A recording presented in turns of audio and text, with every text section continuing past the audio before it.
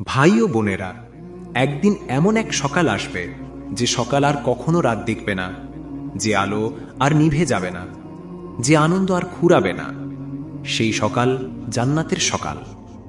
সেদিন আপনি ঘুম থেকে উঠবেন না কোনো চিন্তায়, না কোনো ব্যথায়, না কোনো অশ্রুতে, বরং শুনবেন ফেরেশতাদের কণ্ঠ, সালামুন আলাইকুম, তোমরা আজ শান্তিতে প্রবেশ করো, তোমাদের জন্য এই জান্নাতি চিরস্থায়ী আবাস।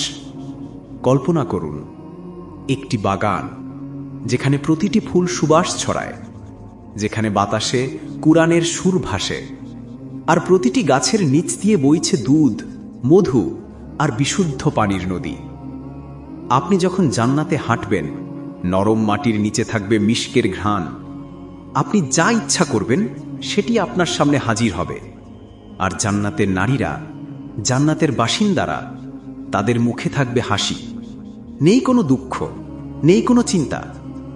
রাসূলুল্লাহ সাল্লাল্লাহু আলাইহি ওয়াসাল্লাম বলেছেন, জান্নাতের এক চাবুক সমান জায়গা এই দুনিয়ার সব কিছুর চেয়ে উত্তম। সহিহ বুখারী। ভাই ও বোনেরা, এই জান্নাত আমরা মুখে চাই, কিন্তু তার পথে হাঁটতে ভুলে যাই। আমরা নামাজ পিছিয়ে দেই, আমরা কুরআন ভুলে যাই, আমরা অন্যায়ের সামনে চুপ থাকি।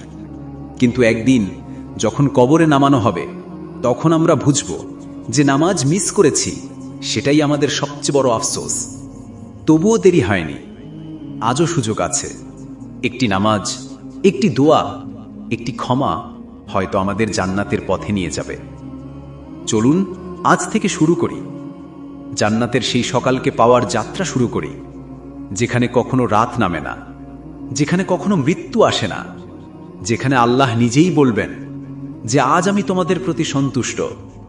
আল্লাহ আমাদের সবাইকে জান্নাতুল ফেরদাউস দান করুন, আমিন।